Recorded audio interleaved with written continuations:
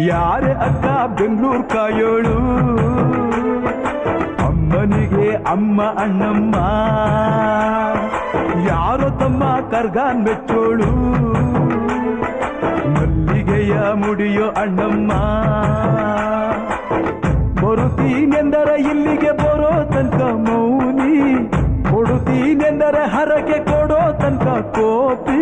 ಆಡಿದ ಮಾತನ್ ಮೀರ್ದಿರೋ ಭಕ್ತರ ಇವಳಿಗೆ ಇಷ್ಟ ಇಷ್ಟ. ಅಮ್ಮನಿಗೆ ಅಮ್ಮ ಅಣ್ಣಮ್ಮ, ಯಾರು ತಮ್ಮ ಕರ್ಗಾನ್ ಮೆಚ್ಚೋಳು, ಮಲ್ಲಿಗೆಯ ಮುಡಿಯೋ ಅಣ್ಣ.